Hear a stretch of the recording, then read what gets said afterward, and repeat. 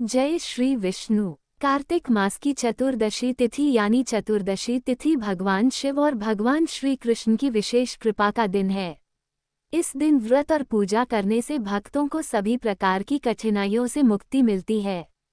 ये दिन हमें भक्ति, समर्पण और सच्चे प्रेम का महत्व समझाता है। चतुर्दशी की आराधना करने से, कथा श्रवण करने से न केवल हम सबके पाप धलते हैं, बल्कि मोक्ष का मार्ग भी सुलभ हो जाता है। प्रिय श्रोताओं, आज हम कार्तिक चतुर्दशी की कथा का श्रवण करेंगे जो हमें भगवान शिव और भगवान श्री कृष्ण की असीम कृपा का अनुभव कराएगी।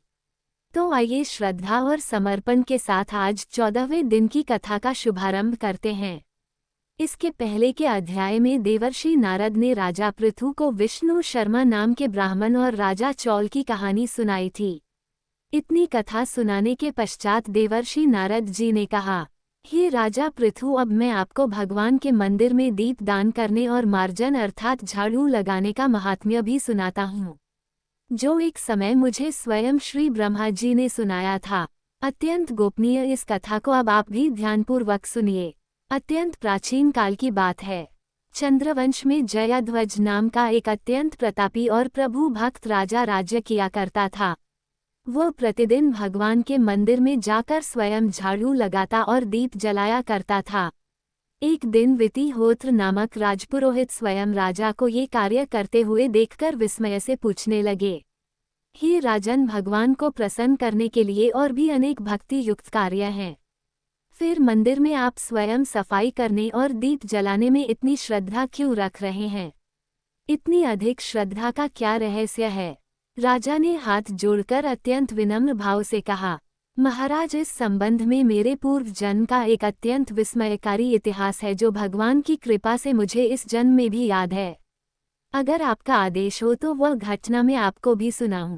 पूर्व जन्म की वह घटना सुनाते हुए राजा जयध्वज ने कहा, सतयुग में स्वरोचिस मनवंतर में वेद वेदांग को जानने वाला एक ब्राह्मण था, जो अत्यंत विद्वान होते हुए भी दुष्कर्म में लिप्त रहता था। उसके खोटे कर्मों के कारण उसके बंधु बांधव ने उसका परित्याग कर दिया था। एक दिन भूख प्यास से अत्यंत दुखित होकर वह घूमता फिरता नर्मदा नदी के तट पर जा पहुंचा और वहीं पर उसने अपने प्राण त्याग दिए। उसकी पत्नी भी व्यभिचारिणी थी, इसलिए उसके बंधुओं ने उसे भी घर से बाहर निकाल दिया था। उसके गर्भ से अत्यंत पापी में उत्पन्न हुआ। उस जन्म में मेरा नाम दंडकेतु था। दूसरों की पत्नियों, वैश्याओं और धन के लिए मैंने गौ, पशु और अनेक मनुष्यों की हत्याएं तक की। इस प्रकार पापपूर्ण जीवन में बिताता रहा। एक रात किसी दूसरे की स्त्री से भोग करने की इच्छा से मैं एक सने मंदिर में गया। वहां जाकर मैंने वस्त्र से वह स्थान साफ किया और दीपक जलाया।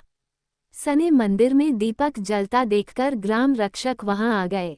उन्होंने मुझे चोर या डाकू समझकर लाठियों से मुझ पर इतने प्रहार किए कि मेरी मृत्यु हो गई। देवालय में ही मेरे प्राण निकल गए।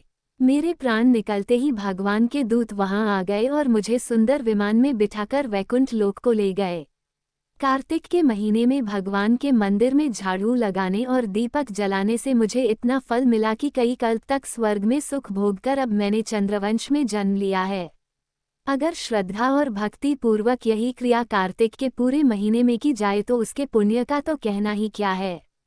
उसका वर्णन तो स्वयं श्री ब्रह्मा जी भी नहीं कर सकते। एक अन्य कथा सुनाते हुए देवर्षि नारद जी ने कहा, हे राजन, अब दूसरे के दीपक जलाने का महात्म्य में भी सुनिए। मनु वंश के प्रतापी राजा रवत के पुत्र भद्र बुद्धि के पुत्र का नाम सुदर्शन था।